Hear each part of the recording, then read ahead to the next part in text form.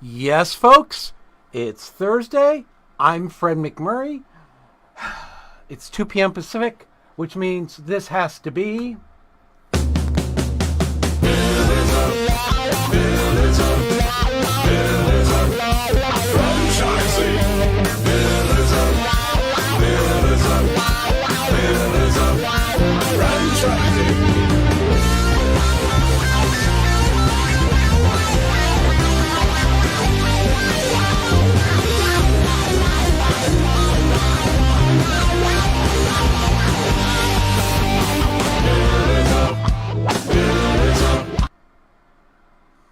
Hey, Hey, welcome to Pillars of Franchising. It's Friday Eve.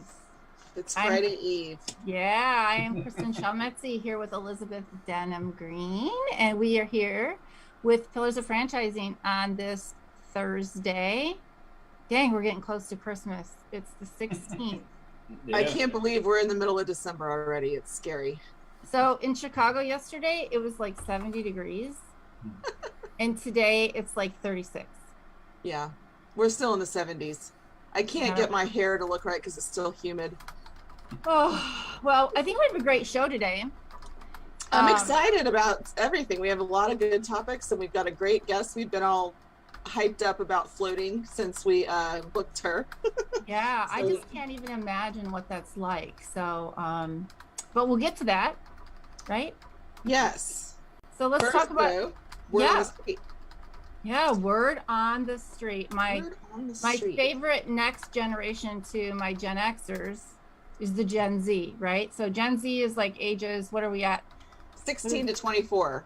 Okay. Oh, wow. That's one of my kids. Yeah. Almost all of my kids are Gen Z except one. Yeah. So what's the scoop with this generation? Well, here's something interesting. People know what they know, right? So our age we're Facebookers. Yeah. That's what we know. That's what we do. The generation below us, I think, is more Instagram. But what they're saying is these Gen Zs who are the 16 to 24 are huge on Twitter. Like half to 70% of people on Twitter or people who are engaging on Twitter are these Gen Zers. So one thing that's interesting, I think, when you're running a business is you have to go where your people are. Yeah, right. But not only that, you have to go where your people are who will be your customers. So if your target demographic is not 16 to 24, you still can't ignore it because they're going to become your target demographic at some point. So knowing where those people live and marketing accordingly and planning long term, knowing where those people are living on social media is a big deal. Well, and Gen Z tends to be really big influencers, right? And they're like the driver of the memes today. Oh, yeah. And I always get these memes and I'm like, oh my gosh, this is so funny. Like, where do they find these things, right? I don't even know where to find them, but and so they make them. They're like, I made a meme about this. And like, you made a meme? I mean, okay. I don't even know how you do that. But now maybe it's something you should learn because eventually these kids are going to need someone to clean their house when they get their careers off the ground. Yeah. Well, it's crazy because I said something to my kids the other day about Instagram and they're like, Mom, we don't even use Instagram anymore. And I'm like, well, what do you use, right? And so at my daughter, who's at the 16 level, she still does a lot of Twitter, but then the boys are doing all these other things. And I'm like, how are we going to keep up? But I think you're absolutely right. So when you are in business, you have to stay ahead of the curve, right? So if you're opening a business today, depending on what that business is, not only are you looking for your current customer, but you have to look ahead 5-10 years. If you're opening today for something that okay, you use housekeeping, right? So right now we're looking to serve the baby boomer generation. We're looking to serve the dual income. But what's surprising is the number of young professionals today, which are in this Gen Z, actually, a lot of young 20s who are going out, they're making great money, they're super busy, and they've got the extra income, and they learned from mom and dad watching them that their time is, quite frankly, better spent at the gym or doing other things and just pay somebody to clean the darn house. Yeah, right? I mean, and I think when you have that element, my daughter is in that range, right? She's 23 and she's got her first real job. I mean, she's not ready to pay somebody else to clean yet, but when you have made it to that level of income, her time would be better spent doing professional development or personal development or keeping your health in shape, all those things. So it's not too young to even start to think about it at some point. And she actually got all excited. She was so proud. At one point she told me, I'm Twitter verified, and I didn't know what that meant, so I was not adequately appreciative of this. I've since learned. But because of her professional experience, you know, she has the green check by her name, and she is a verified Twitter account person. And I felt bad because I didn't, you know, give her as big a pat on the back as clearly she was expecting, because I didn't realize the relevance of that. And that's important, though. That's what your due diligence is the thing. You've got to be on top of what matters and how you communicate on different platforms. And Twitter is a great place for memes and live tweets and tune in. We're going to do a watch party for some events. You know, those things are what engages those younger age groups, and they're going to eventually be your target audience. Right. I think the interesting thing too, a lot of times when you talk about the difference between Facebook, say, and Twitter in this case, what they were saying in this article was that in the Generation Z, those folks are a lot more engaged and they like to participate in the conversation, which is really great, because you talk about when you're in business and you're paying for social media marketing, you have a click-through rate and then you have an engagement rate, right? Mm-hmm. And so, and it costs different if you want clicks or do you want engagement, like, and so I think it's important to know what you're paying for and what level you're paying for. And if you want to target these folks and they start to engage, you have to make sure that as a business you're engaging back. And if it's not you personally, you have somebody watching those Twitter accounts that can respond and reply and keep the conversations going. Right, because this age range also knows their power. They know their market power, they know the power of their voice, they know the power of their money, and they know the power of their social media. So you want to give them a reason to share whatever power it is they have with you, and not against you. Yeah, you know? Because it's they view themselves as brand influencers, and a lot of them are, and they do have a lot more power than people think. Well, I would love to hear from our Generation Z folks out there on our Pillars of Franchising Twitter account, because I'd like to see how many of them out there are checking out the show and what they have to say about what it is that we talk about every week, because those are the folks that, you know, some of them now might be ready to look for franchises or question, you know, is the franchise world something I want to get involved in or not? And if not today, certainly in the future they will be. So I think they'll be a great group to engage with, and hopefully they're out there and listening and can send us some tweets. Yes, absolutely. Tweet us at Pillars of Franchising, or you can call us and tell us at 323-580-5755. Awesome. And now we have a quick commercial break, I believe. Or we don't. Ray, take it away. All right. Well, I'm back. You are. Look at how sunny your face is. And in honor of you, Kristen, I took a photograph of my toes. Yes. So you can see I was actually on the beach, and I was floating. Were you? Caribbean Sea. That's one of my favorite places to be. You know that. Yes, yes. It was gorgeous out there, and I truly enjoyed it. And Daisy and I had our honeymoon and our first anniversary celebration. Oh, that's so wonderful. I'm so glad. You know, we got to show back back when you got married. Was that last December already, right? Yeah. We got to show your wedding clips on the show. That's right. Now we've got a picture of the anniversary and honeymoon kind of thing. So that's cool. So thank you for sharing. You bet. You bet. Yeah. So now, what have you got for us today? We've got an exciting guest today. We have a wonderful guest who loves to float, and her name is Mandy Rowe, and Mandy is growing the world's largest float therapy brand with True Rest franchising.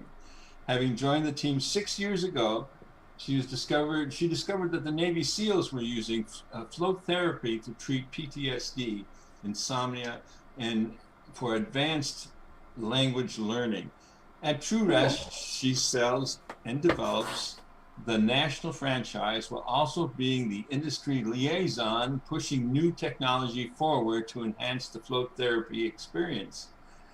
Before True Rest, she worked in commercial real estate in Nashville with SVN Investec Realty and worked in international franchise development with Thomas Franchise Solutions, which has led to her passion for franchising. Welcome to the show, Mandy. Thank you. Thank you for the intro. Oh my gosh. I have to tell you, all joking aside, all I could think of is laying there floating in this deep meditative state thinking, I could totally dig that. Yeah. At that point, you're not even thinking. Yeah. It's kind of like, I get it. So I'm one of those weird people who gets excited about going in for surgery because all I can think about is when the anesthesiologist comes in and he goes, okay, now count down to 10, and I can get to like 6. 6? I get to 9, 10. Yeah, and I'm like, the best sleep ever. So tell us about your business. I'm super excited to hear about it. Yeah, well, no, thank you for having me, because one of the things I always tell people is that so many people just are not aware of floating still. It's amazing how large of a franchise we can be, and yet how few people have even heard of floating. And so I always just start there. For those who don't even know what it is, it's just 10 inches of water and 1,000 pounds of Epsom salts. So Wow. You lay on top of the water in an anti-gravity state. And if you're comfortable with sensory deprivation, that means no sound, no light, no gravity. But at True Rest, you also have the option to plug in your phone, listen to anything you want. You've got full control of the lights, full control of the lid. So for everyone who thinks they might be claustrophobic, you've got way more control than you probably realize. And all of our clients come in for exactly what you said, that really profound relaxation, better sleep, pain relief, meditation, and some people come in for advanced learning purposes as well. How long do your guests typically stay in this meditative catatonic state? Yeah. Well, some people confuse floating as sleeping, which it is okay to fall asleep on top of the water in the float pod, but it does not replace sleep. So generally people come in for 60 minutes. It's usually 10 minutes of music, 45 minutes of silence, and then 5 minutes of music at the end.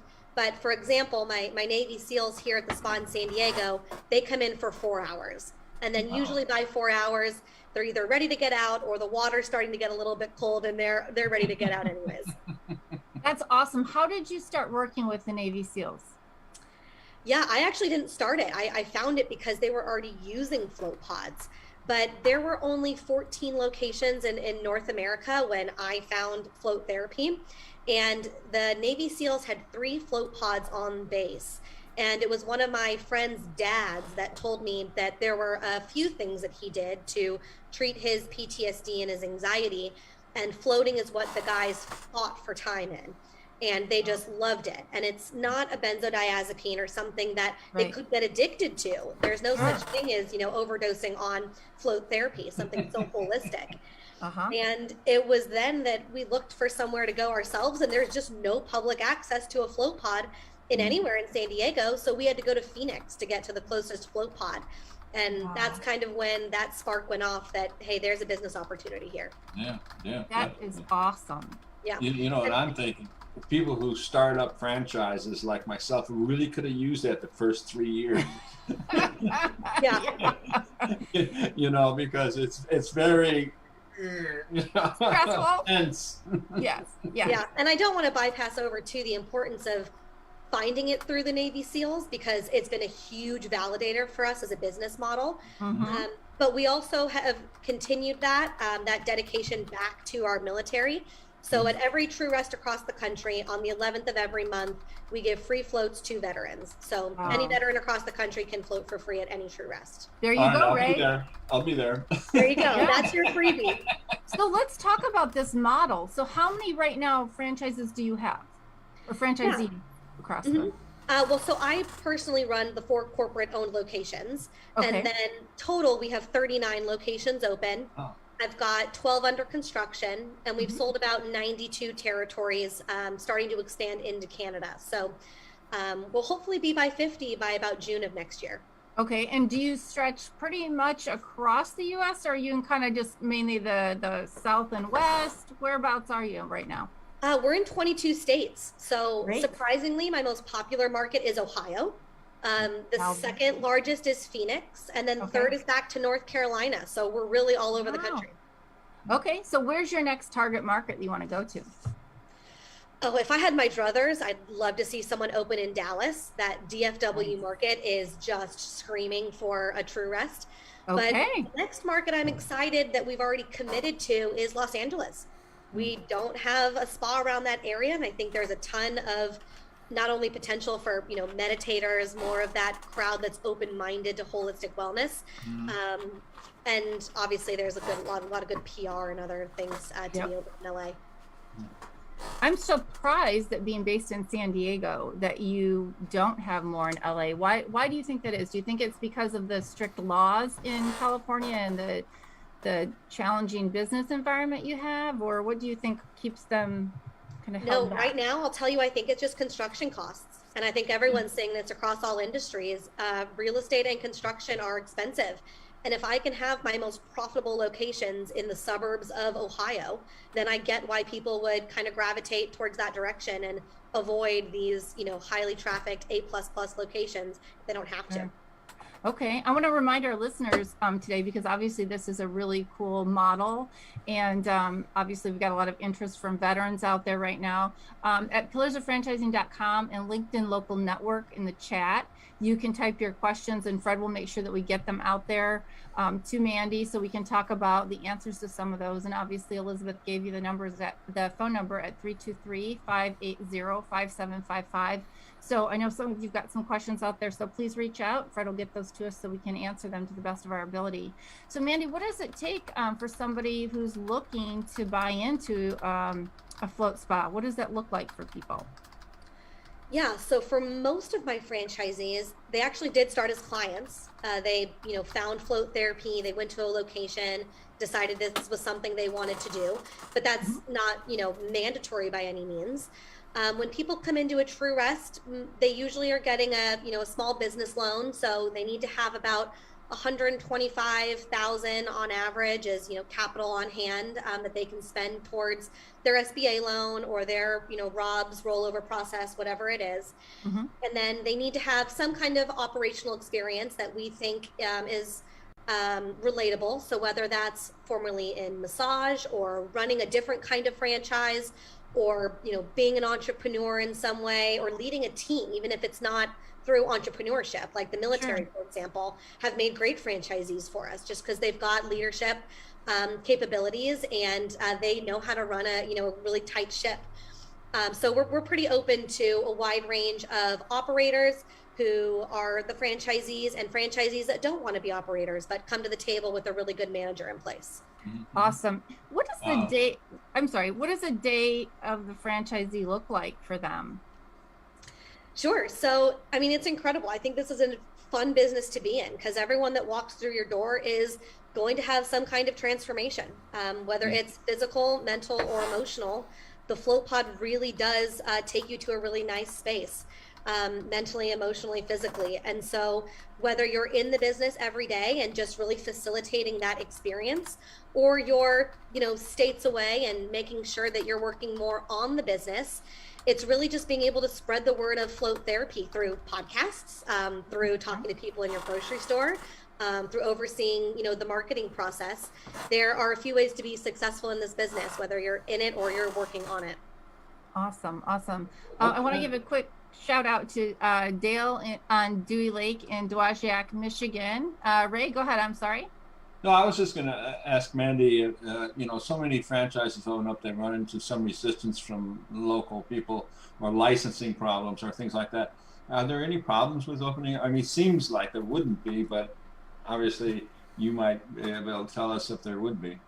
Yeah, it's a really good question. So there is a float tank association that I'm actually also on the board of that has been really helpful for the industry to kind of take some of those hurdles over with the health department. But for me and my franchisees, thankfully our float pod and our filtration process has been approved by various states. So we're a step ahead for a lot of our franchisees before they come in to whatever state they're in. But if anyone's going to run into a problem, it is going to be with that health department. But I'm batting 1,000. No one's told me no yet. Okay, awesome. So no issues necessarily with the COVID outbreak and all that kind of stuff when it comes to No, it's actually been fascinating. I think I've had more interest since COVID because we are one of the few health modalities that does not require another individual. So Awesome. you can walk in and I can be at the opposite side of the business more than 6 feet away and say, you're in room 5, enjoy. And Awesome. they don't need a chiropractor or a masseuse or an acupuncturist or a doctor or someone to facilitate the experience. The float pod takes care of itself.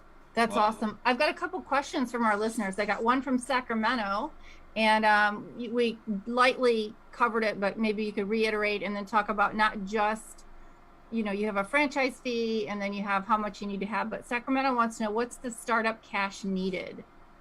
Yeah, so we've got a location in Roseville, actually in Sacramento. So So that's they can check it out, right? They can go check Absolutely. it out. Yeah. Absolutely. That is, it's a good example because it is a 5-pod spa, and our typical true rests are between 4 and 6 pod spaces. So I'd say if you had about $125,000 in cash, home equity, or 401k, that's a really good starting point for us to help you get approved for a loan of some capacity. So I'd say let's start there. Okay, great. And Denver is asking, what kind of liability insurance is required for this spa? It's not as large as everyone thinks. So I use universal insurance for all of our locations. It is your typical day spa insurance. And thankfully, because of the materials that we have used in the brand, we've got the right slip on the floor that's going to grip your feet, so we don't have to worry about that.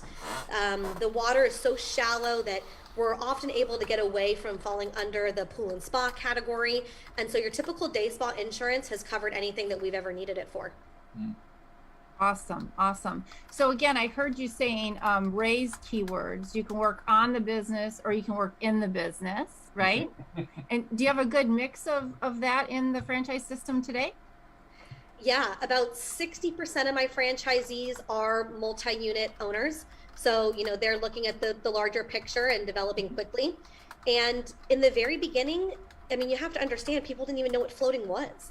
So the Sure. people that were coming to me to franchise, they were so passionate about float therapy that they wanted to be in the business every day, working with every client, making sure they're spreading the awareness in their community. And a lot of those franchisees still just own their 1 units and they are their manager there. And that model's worked out really well for them as well. Okay, great. Now, one of the big things that we talk about, and it's one of our pillars, obviously, is talking about the training. Can you tell us a little bit about what kind of training and mentoring and support your owners get from Float Spa? Absolutely. So we go through a total of 9 days, but it's split up into 3-day segments. So as soon as you sign your franchise agreement, we have quarterly trainings that are hosted here in San Diego, and we call the first 3 days university. So at university, you're coming to San Diego to learn how to speak intelligently about float therapy. Because at this point, you probably know what it is, you're excited, you're telling your friends, but someone says, is the water clean? And you're like, oh shoot, I have not learned about the chemistry and the filtration process. Right. So we usually start there, and then we work our way through your construction options, make sure that your pro forma and your finances are all set up so that you have some good goals and metrics to work on. And then we send you home. And then once you're ready to actually have your flow pods delivered and you're at the end of your construction cycle, you actually come run my spa with me in Austin, Texas for 3 full days. And that is open to close with my manager and my consultants and me so that you really understand what a full day looks like. And then after those 3 days, you go home, you finish up your construction process, you're hiring your team, and then we will actually fly to you on our own dollar to make sure that you've got someone there for 3 days of a soft open, floating your employees, your friends and family, to make sure that you've taken everything we taught you in Austin and you are implementing it correctly at your location. So we'll come on site. Awesome. I do have another question from Ann Arbor is asking, is there any lifeguard or emergency training needed in the event that somebody freaks out? a little bit and maybe takes on some water? Anything like that that's needed in the facility? Sure, it's a good question. And Ann Arbor is a little bit of a drive, but we're open in Farmington Hills and building in Utica. So those are my two greater Detroit areas for you. There is a certification, but it's not mandatory.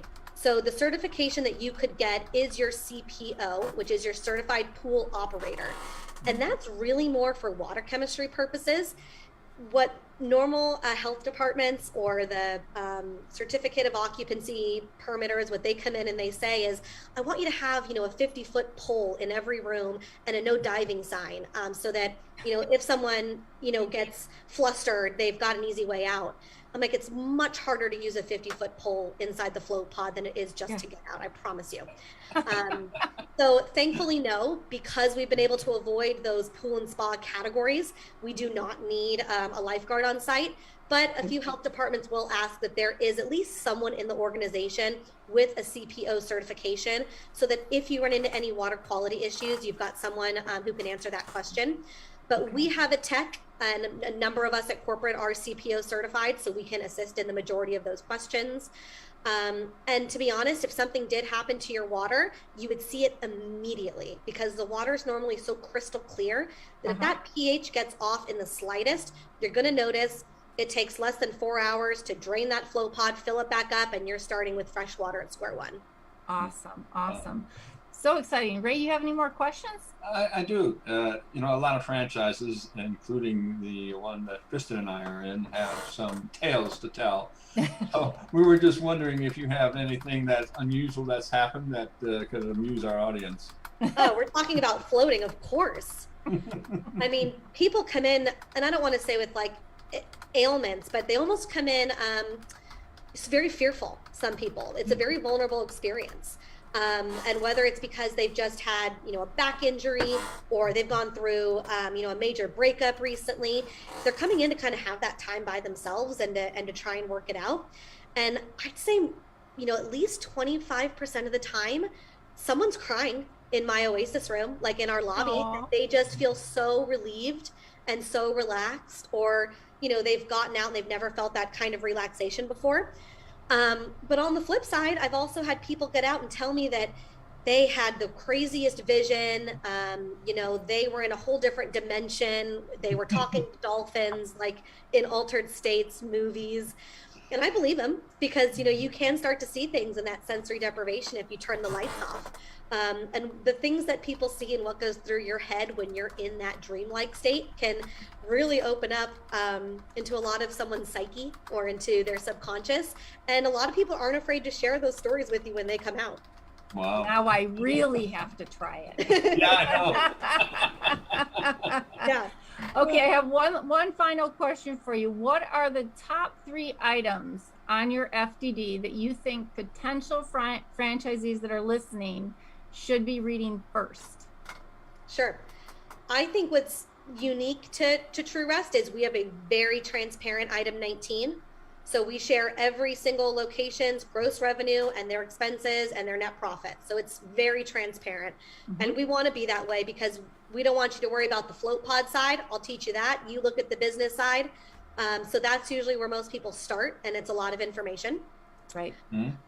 Secondly, I would say, look into the marketing sections, because we have recently made some transitions and we've made it very clear in there why. Floating, again, is unfamiliar to a lot of people. So we want to make sure that you're not making any claims about curing anyone's anxiety and then getting in trouble for using words like you are a cure or a medical statement that you can't uphold with research papers. So in the marketing section of our FDD, we are pretty clear about what words you can use and what you can't use, and how that's lined out in our style guide and our brand guides. Okay. And then number 3 is, I'd say, call my franchisees.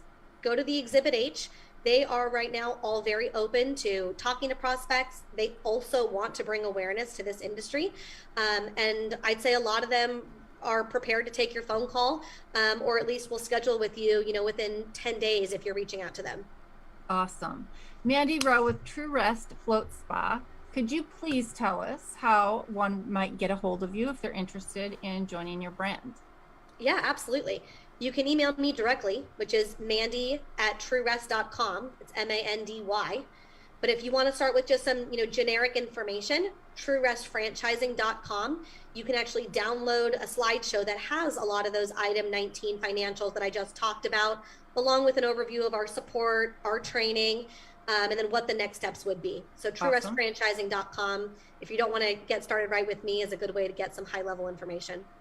Awesome. And we will have all that contact information for you on pillarsoffranchising.com, as well on YouTube. You'll see that as we get that channel back up. We understand that there have been some technical problems with YouTube, but we are streaming live on Facebook right now. So please, if you're having difficulties, pop on over to Facebook where you can catch us. And now for our first commercial break.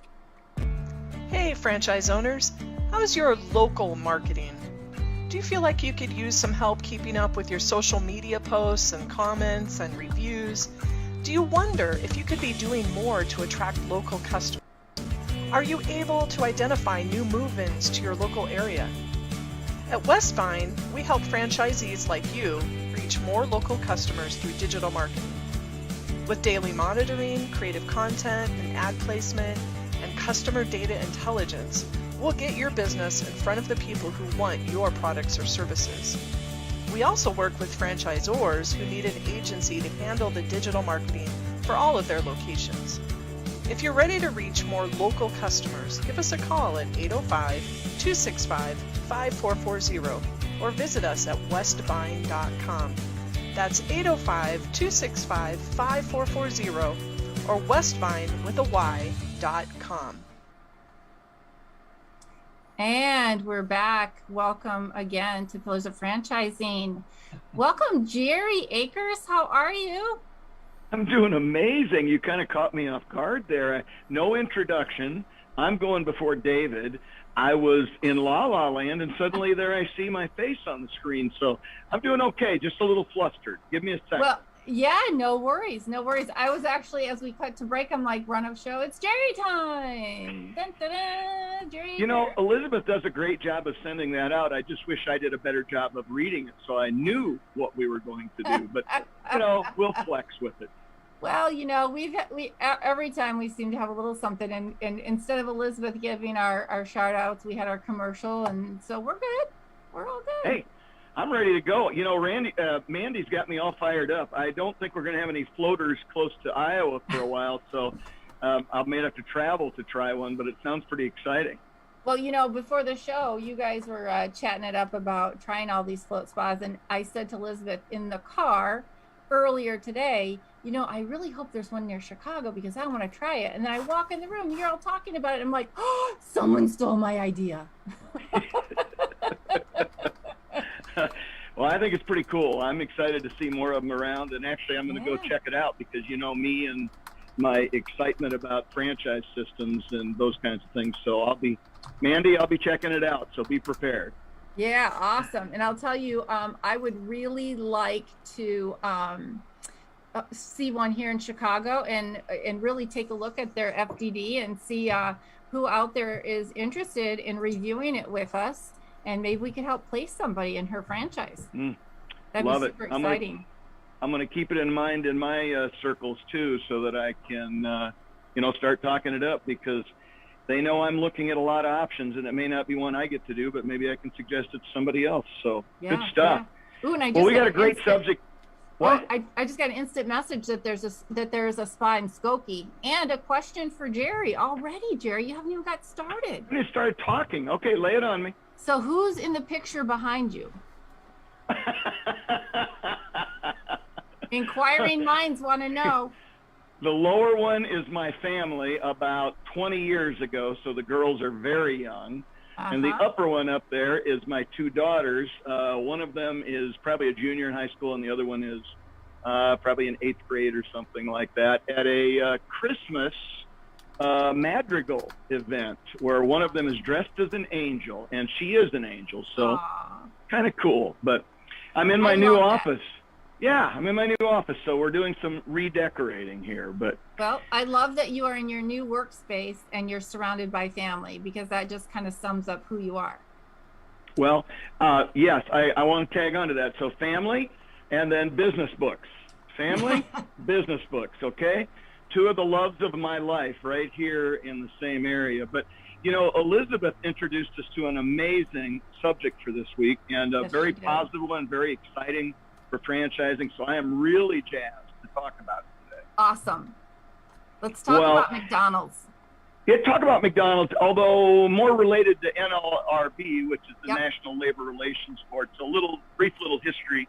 So about 6 or 7 years ago, McDonald's got hit up by NLRB. And by the way, I'm taking all the politics out of this because this article was about 70% politics. So I had to dig through it to get the real gist of it. But the bottom line, we take all the politics out. The Service Employees International Union went after McDonald's because they felt that a franchisor had too much control over a franchisee's employees, so the franchisor should be responsible. You know, many people would believe that was really an effort to organize at a global scale instead of being forced to go out and work at a local scale with individual franchisees and their staff. You can take it for what you will, but I think on the surface, that's the way it looks. So there's been about 7 years of back and forth on this, not only at NLRB, but also in the courts. And recently, McDonald's won a big case on this. They had agreed to, so the recent case that they won was related to a local franchisee's staff holding a kind of a strike to try and get $15 minimum wage in their area in their location. And the fight was because the NLRB, or actually SEIU, the union, believed that McDonald's corporate helped the franchisees in that fight. And so it was an argument over whether the franchisor helped the franchisee and how that all looked. So not that the I'm sorry, Jerry, not to interrupt you, but not that the franchisor set that wage, but that they helped in, say, the defense? That they fed information to the franchisee that allowed them to be more successful in their fight against the $15 minimum wage argument. So really in the big picture, franchisor has little, if any, impact on hiring and managing staff. That's up to the franchisee. That's a message we have to continue to get out because the image is the opposite of that, which is why these kinds of lawsuits come up. My guess is, and there was no information on this, but we all are franchisees on here, so you understand, with the exception of Mandy, who is a franchisor, right? But we all understand that the franchisor doesn't do anything with our people. It's entirely on us. And a franchisor in a situation like this would maybe do a little legal research or something like that and forward that information to the franchisee, because many franchisees couldn't afford top-notch legal information. So in essence, they weren't trying to impact it negatively as a franchisor. They weren't trying to sway anybody. They were merely giving data to a franchisee so that they could do whatever they needed to do. But at the end of the day, it was really an argument about whether the franchisor has too much impact on the franchisee staff. We as franchisees don't want franchisors to have anything to say about our staff. That's right. We believe we are a small local employer. We want to pay local prevailing wages or better than local prevailing wages. We want to give great benefits and all those kinds of things. We really don't believe there's a global answer to any of those things. It's got to be more on a local basis. And in this case, the SEIU was fighting because of the impact of McDonald's giving information to the franchisee. And then, so right now, it appears as though, in fact, they won this case, so it's done. The franchisees paid a little bit of lost wages to the employees that were striking and all those kinds of things to kind of come to a settlement so everybody can move on, right? Try to be fair with everybody. But the bigger picture here, Kristen, is this is a step along the path of the NLRB understanding that it is a local battle with local franchisees instead of a global one with a franchisor. Right. So as we know, courts look at what's happened in lower courts when they're making their decisions. The upper courts do. So the fact that, this one was lost and actually went for McDonald's will play into any future decisions made at the court level about any of the global SEIU arguments about the relationship between a franchisor and staff. So it's a win now, and it's also a really strong component of future cases. So there you go. Yeah, I think it was good that McDonald's was one of the ones that led the way. I'm sure there may have been others along the way, but certainly by having McDonald's be the big player and be somebody that could win, it sets a good stage for the rest of us, because I think most people don't go into business and invest what we do to work for a franchisor, right? That's not the game that we we as franchisees don't feel that we work for the franchisor. We really believe we take a system that they've developed and we work in our area under their system. But again, they don't have anything to say about our employees. McDonald's didn't have much of a choice in this case because they got sued. So, and really they got sued because they're the biggest. They have the most employees at stake. So it is good. They can defend themselves really well, and they help us in some way, shape, or form position ourselves so that we can work against this in the future.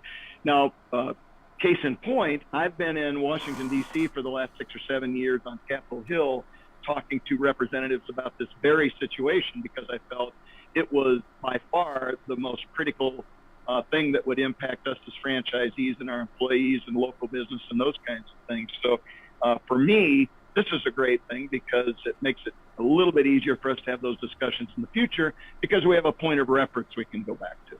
Right. Yeah, and in recent legislation, that was the big thing, this whole joint employment issue. So hopefully this will help close the door and nail it shut in the very near future, so we don't have to go back and revisit it. Well, and our weekly question, Kristen, I'm not going to position it. I'm going to let you ask it. Okay, Jerry, is it still a good time to buy a franchise? It's an even better time now, Kristen. It's always been great, but it's even better now. We have one less thing hanging over our heads. So yes, it's a great time. And there has never been a wider expanse of options in franchising as there is right now. There's new ones coming out every day. I see Shaq is kicking off his franchise Big Chicken deal, and I think that's pretty exciting. I love the True Rest floating concept because that's something unique. In my studies of potential franchises, emerging franchisors coming up, there are there's some lab things. You and I've talked about some of those, Kristen. There's rejuvenating things. There's age-related things. There's just a wide gamut. If you can't find something that you are interested in that fits all of the parameters, checks all the boxes right now, then you're probably not ever going to find anything. So get busy if you're interested. Let's make this happen.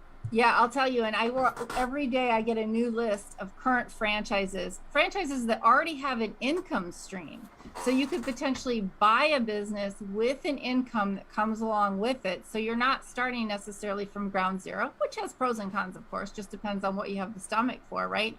And so every day I get a list of those. And so if you want to do something, but you're not sure what it is, that's where the conversation needs to start. So as always, you can, Kristen, what better place to start than Pillars of Franchising with all the expertise we've got here? Because we have people on this show right now who can help you walk through that path, weigh some of the differences between different franchise systems, and help make a great decision. So now's the time. Make the call. Let's figure out a way to make this happen and get you into the business of your dreams. Awesome. Jerry, thank you again for all the work you do for the show and for all of our listeners out there. Hope you have a good week, and we'll look forward to seeing you again very soon. Thanks, Kristen. Bye. So on that note, if you are interested in talking to one of our mentors about buying a franchise, go to our website, pillarsoffranchising.com. Click on the Contact Us page, and you will find a form where you can check all the boxes of anything you might be interested in. Also, be sure to check out our magazine section on the website. We interviewed former NFL Chicago Bear Doug Plank about his journey through franchising. Wild Birds, we featured Wild Birds Unlimited franchisee Donna Blum, who talked a lot about being empowered with her own income stream as a woman, which was very important to her. We also talked to someone from Lash Lounge, Michael Jania, who overcame, started during the pandemic, went through the race riots in the Chicago area and had to board up his building and was looted, and has still come out to be a very successful early stage franchisee. So check all of those out at pillarsoffranchising.com. One last thing, if you want to be a sponsor and get the word out about your business, also go to that form on Contact Us page of pillarsoffranchising.com and let us know. We can help you get some exposure for your business. Thank you so much, Elizabeth, as always. And welcome back, David. Hey. Good to be back. How have you been? Good. Awesome. Good. Really good.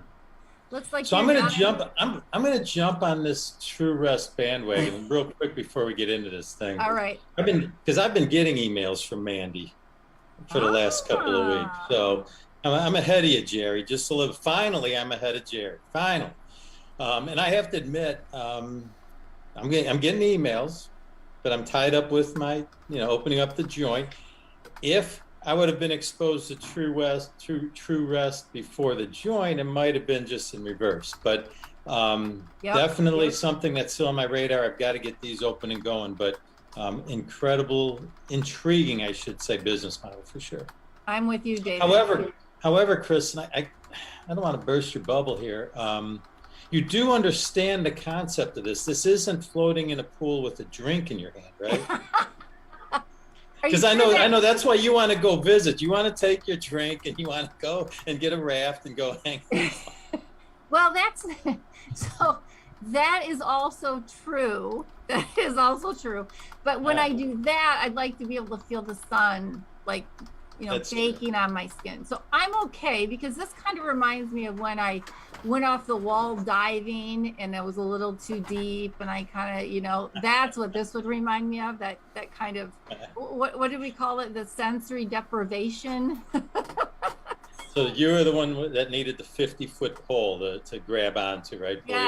Yes, I got in big trouble that day, but I think it's awesome, and I'm so glad to know that there's a rest spot in Skokie, Illinois, and Ray's already messaged me that it's time to go up there and have a meeting for lunch. So we're definitely going to be doing that. So I can't wait. Well, Elizabeth and I are going to meet at the one in Pensacola at some point in time. So that's we're seriously really looking forward to it. The reason I haven't replied to Mandy just yet is twofold. One, I want to go and experience it, and two, I've got to get my other business open first. I mean, I'm known for the shiny object syndrome. I'm going to go do that one now. So am I. So I wait for you.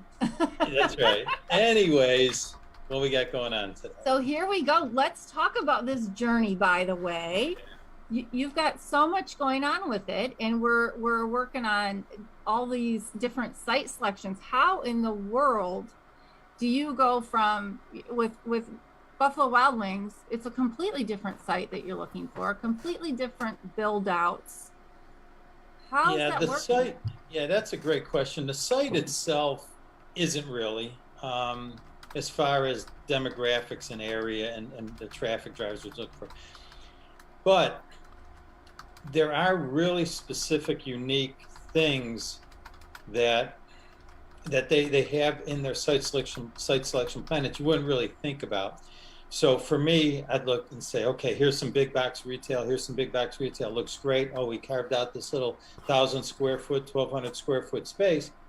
But then they come back and say, no, not necessarily, because their traffic patterns and the types of traffic they need a little bit different. So more of the daily, weekly stuff, as opposed to there might be a lot of traffic, but they're only showing up there once every month to a year, right? How many times you go to a Home Depot, so to speak.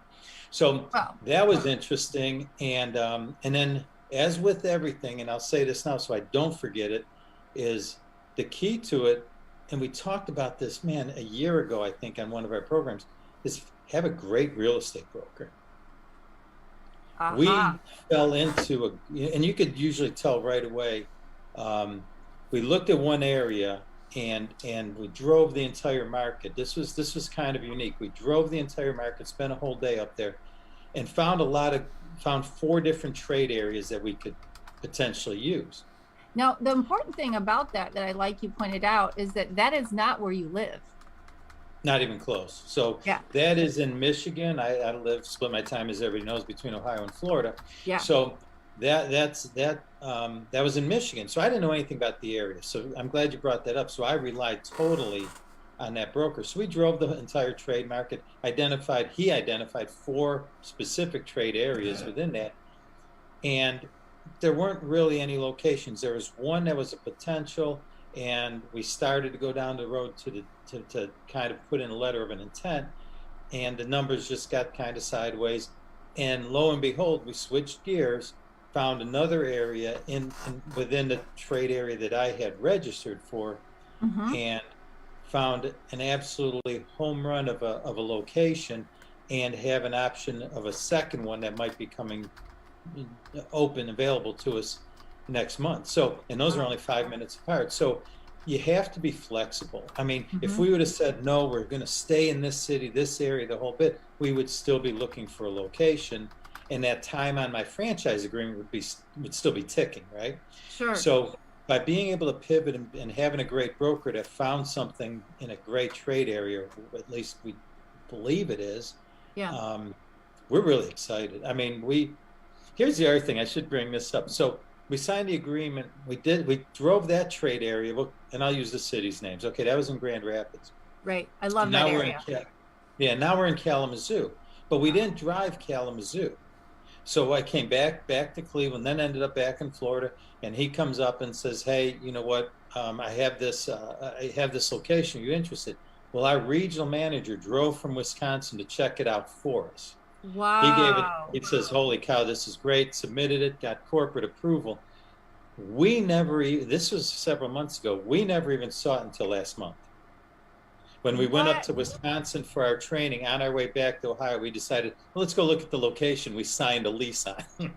So I don't recommend that, but that's the level of trust I had in the broker, in my regional developer. Well, not only that, David, I mean, that shows the level of support that the joint is giving you through these area developers, which I think is phenomenal, because you know, it's a little different when you have regional developers, and not every franchise offers them. But when you're going into, like in your case, you're completely trading industries, right? This is completely different to you and Lynn. And then also to not be in even close to where you live. Now, I because I'm from originally Michigan, I know both of those towns are fantastic towns, so I don't think you'll lose in either one. But I do have a question about that, because you mentioned that one of the sites is only 5 minutes from the other one. Does the franchisor have you considered, or is there any kind of rules or things about cannibalizing yourself? Is that a concern for you when you think about being just 5 minutes away? No, you know what? That's great. They said, and 5 minutes, kind of a euphemism. Sure, they're close, but they're different markets, and that's the whole thing. So here's what was really appealing to me as I've gone through the 3 different phases of training with this company. That was unlike what I had done before, because we were so brand new. We're the very first ones. Sure. This is a dialed-in process as much as any I've seen. Corporate, you're not just going to open up a franchise in this unless it's in an approved geo-targeted trade area. Okay. And they've identified those throughout the country. Say, okay, here are, I forget exactly what they call them, I'll just call them trade areas within them. And it's just like anything else. 5 minutes could be 30 minutes to something else if it's rural. But if you have 250,000 people in a county, and they're 5 miles apart, and they're 2 distinct trade areas that have barriers of highways or whatever, it doesn't matter. They're 2 distinct trade areas. So in this particular case, they are totally geared towards making sure they don't cannibalize, but also having enough awareness and brand awareness that it creates some synergy among those in that trade area.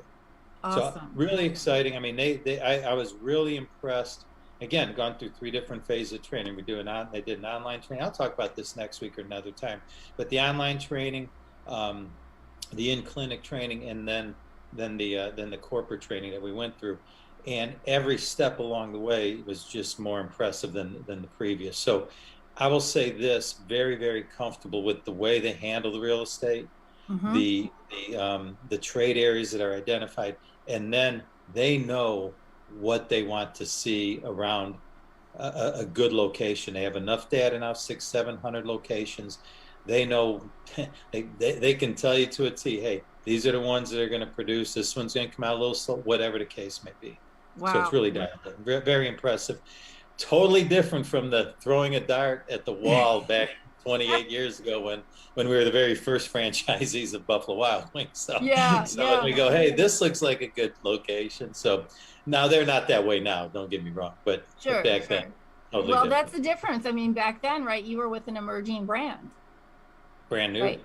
So the experience is totally different. So those out there who have the stomach and want to go with an emerging brand, right, and through the trials and tribulations, that's one way to go. Or if you want to wait a little bit and still hit the mark when a brand is new-ish, like with the joint, then there's another way to go. But I think what's great is that this company has really hit the other pillar, the pillar of getting the training, the mentoring, and the support that their franchisees need. So thank you so much for giving us that report, and we look forward to hearing again on how great the joint is doing and supporting you in your journey with this new adventure.